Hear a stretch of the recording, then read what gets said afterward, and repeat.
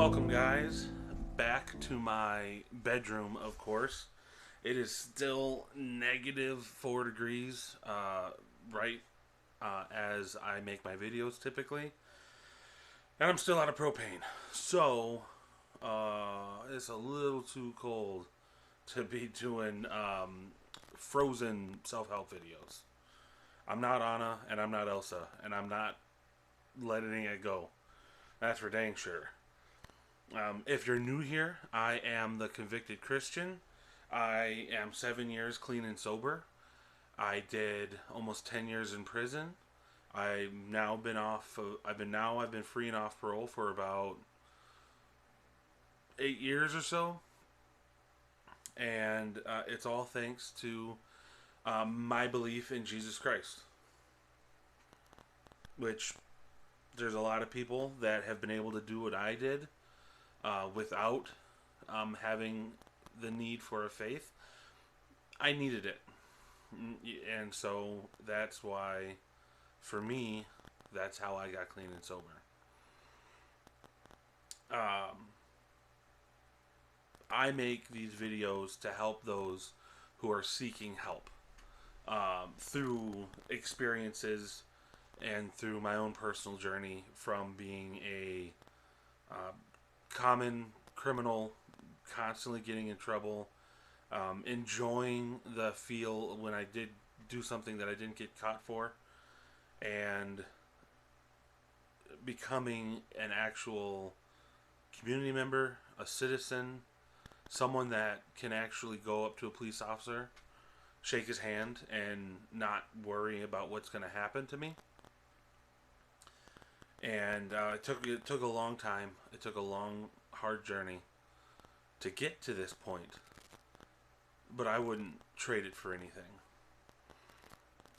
If you want to know my 5 basic steps, which are accountability, responsibility, perseverance, healing, and God, or faith, my first 6 videos are of that. When I hit my first year on this channel, I will go back over the steps and add anything that I've learned, since that is a continual daily process. But if you would like to know, go back to my first few videos and they're all right there. Today we are going to talk about knowing your limitations. In all the steps, you're going to have limitations. They might increase. Your limitations may get smaller and smaller the more you continue to work the steps that you choose to work. Be it step 1, 2, or 5, whichever one. But there's always limitations. In the beginning for me, I struggled a lot with my accountability, because with accountability, when I did do something, the thing that I made sure that I did was I went back and I apologized. I made amends for when I would make a mistake. And the bigger the mistake, the harder it was for me to be able to apologize for it. It was difficult. It was definitely something that was a limitation for me.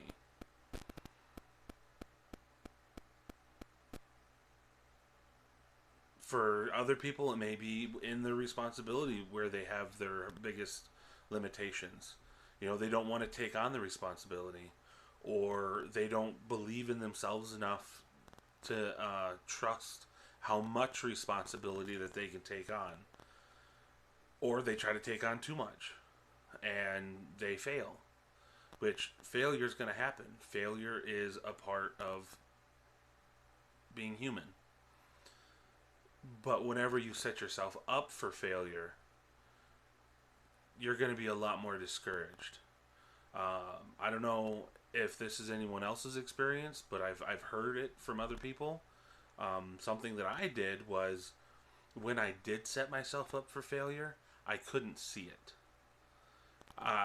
typically it was me putting too much into too much hope into one thing. A certain job got an interview coming up, time with family, or a surprise that I had planned, and I wanted it to go a very particular way, and the way that I wanted it to go, or the job to go, or the interview to go, it was just unrealistic what I expected. Yet, I couldn't see that. I couldn't see the unrealistic aspect of it, and so in my mind, all I saw was, well, I'm gonna rock it. I am gonna walk in there like I am the hottest thing walking, and I'm gonna sail right through it all, and it's gonna be perfect.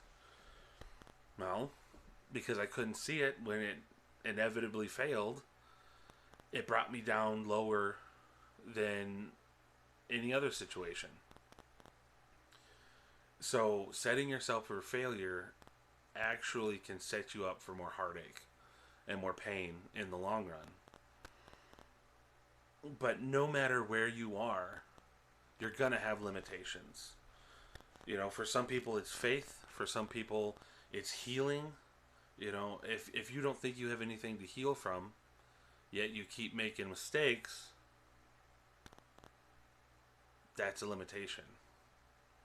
That's something you're holding yourself back from your true potential, out no matter where it is, your job, your family, your kids, your church, your peer group, whatever it is. You're never going to be completely what you can be, if especially if you don't allow true healing to happen. Because if you're making poor choices, then you probably need something to heal from. But if you don't admit that you need healing, you're probably going to make the same poor choices. Even if the circumstance may be different, the same type of choices are going to be made.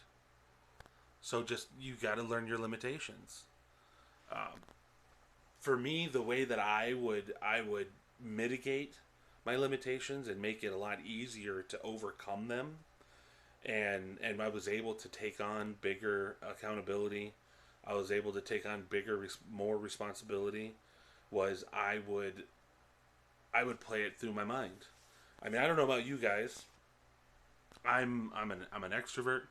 I am very hyperactive, and that doesn't just mean my body. I'm constantly thinking. And in the past, a lot of that thinking was negative thinking, or anxiety, if you want to call it.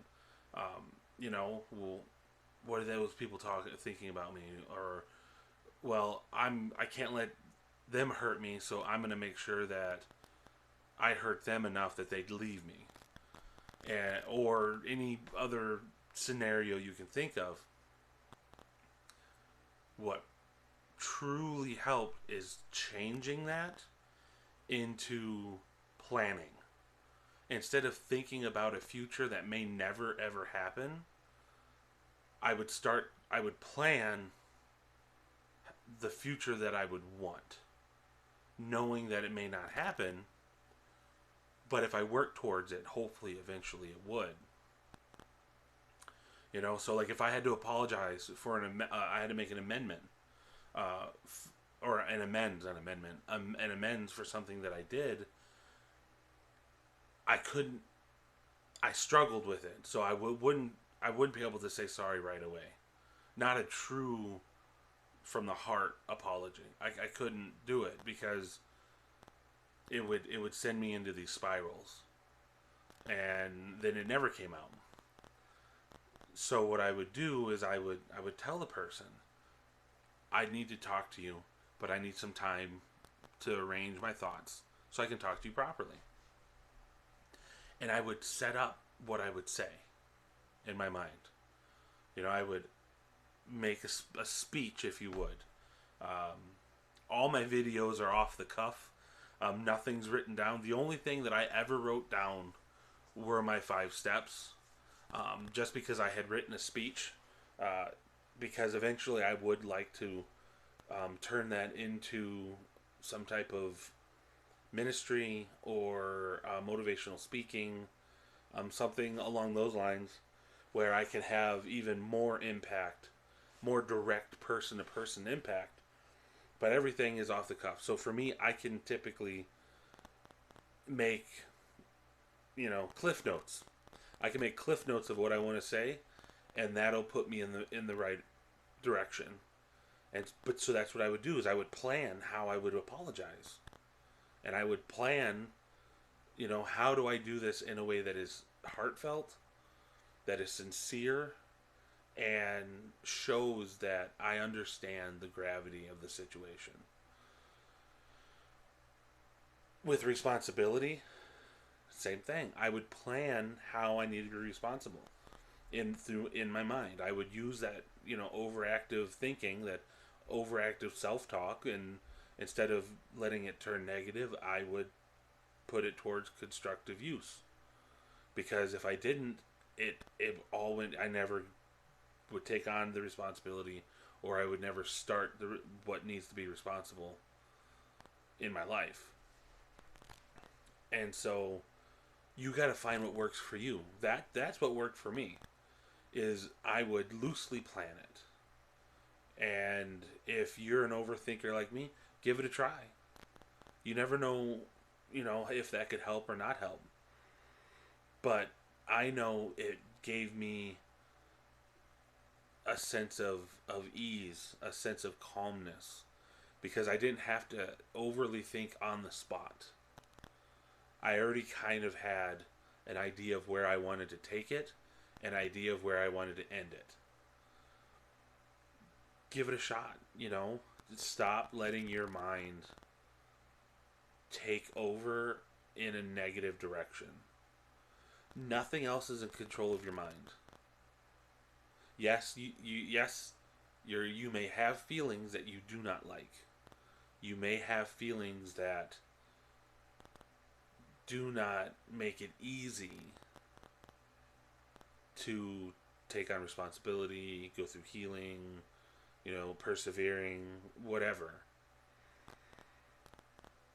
But if you have a plan in mind, and you've, thought it over and over and over again, and you tweaked it and you made it work in a way that made you comfortable, when the time comes, it's going to be a heck of a lot easier.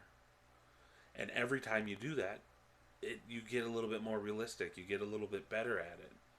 You get a little bit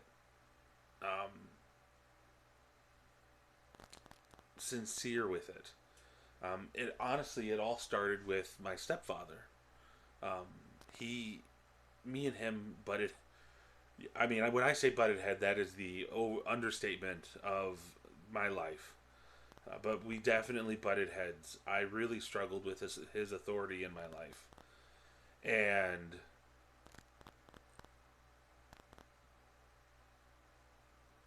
I slowly learned how to apologize to that man. Which is, for the men out there, you understand. For the women, for a man to apologize to another man, especially a subordinate apologizing to a superior or authoritarian or whoever is above you, is difficult. Without just being all like, hey, sorry, and then just letting it lie. It's difficult. We have to admit to another man that we failed, but not only did we fail, but we failed to be a good man towards them. And that's something that is difficult, especially if that person's been good to you. That other guy's been good to you. But it got easier, and my limitations got smaller. And now I still don't typically do it immediately. I usually, if I have an argument with my wife, or if I'm having a bad day and I am unintentionally a little harsher with my children when I get home. I still don't immediately say sorry. I let the situation calm down. I run through the talk. I let that, planning part of my mind um, work for a little bit, but it comes a lot faster and a lot easier than it used to. Now, along with limitations, something that we, especially as men, but it seems like addicts and alcoholics especially, we need to learn to ask for help. I know it's hard, but you have a limitation. You have an inherent, built-in limitation. Your addiction or your alcoholism, especially if it landed you in prison, because then you were basically forced into cold turkey. And I don't know anyone that the very first time that they went cold turkey didn't end up going back to it, either when they're in the joint or when they got out the joint. And it's difficult for us to ask for help. You know, we see people around us that don't struggle with this issue. We see people get over the same issues that we currently have. And me personally, I think, well, why can't I do that? If it's so easy for them, why can't I just, bootstrap it, pick myself up and just do it? And I learned that that's not who I am. Bootstrapping it isn't going to work. Rubbing some dirt in it and brushing it off isn't going to cut it for me. And to this day, it still kills me to admit when I need some help. As a father and a husband, I constantly feel like if anything goes wrong in my family, it's my fault. It doesn't matter if it was something from my wife's past, if it was something unexpected, if it was something that someone else did towards us that we didn't know or wasn't aware that they were going to do. It's my fault. And if it's my fault, then I need to fix it. Just like I'm the alcoholic. I don't need to ask for help. I just need to fix it. I need to stop drinking, or I need to stop using, or I need to stop, breaking the law and going to prison. But there's a reason why we choose to run toward drugs, alcohol, or breaking the law. For me, breaking the law typically it wasn't a necessity for me. I enjoyed breaking certain laws because it gave me a rush. And it helped me forget about the feelings I was running away from. But when I finally asked for help, albeit emotionally, financially, psychologically, it freed me to accept the fact that even if it is my fault, I can still ask for help to try to make it better. That doesn't take away from me fixing it. Because if I hadn't asked for help, then it chances are it may have never gotten fixed. So, know your limitations. Because when you know your limitations, you'll know when to ask for help. And as hard as either two of those things are, finding the limitations and asking for help to overcome it, making the wrong decision is going to hurt a lot more in the long run. And you're going to be kicking yourself in the butt year, 2 years, 3 years down the road when all you had to do was reach your hand out. There are so many people willing to grab your hand in return and help in whatever way they can, but they can't help you unless they know. So let's work on that, guys. Let's work on finding our limitations and asking for help, and not begrudging if the people can't help the way you want them to help. Like me personally, I can't help anybody financially. It's not an option for me right now. But I can go have a cup of coffee with you. I can be the rock that you can crash on emotionally so that you can steady yourself. I can be that shoulder that you need to lean on until you get your feet back under you. That I can do. And sometimes that's a lot more than just getting handed money.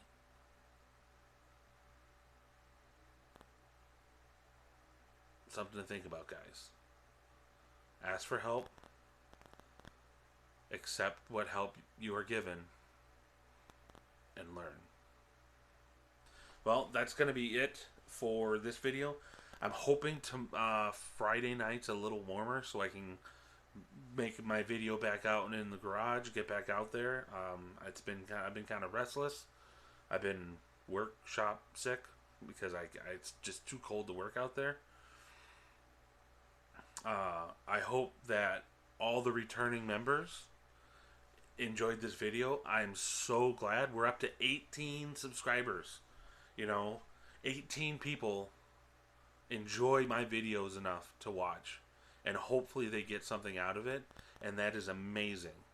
If any of you 18 want to comment or have me talk about anything in particular, let me know. I'm on Facebook, I'm on TikTok, I'm on here. Just let me know if there's anything in particular you want me to talk about, and I'll talk about it. I'll make sure I get a video about it. If you're new here, thank you so much for watching. This whole channel is about helping others. This channel is about showing my journey, because I'm still going through my journey and my experiences, so that other people may be able to not go through this themselves. That was worded very poorly.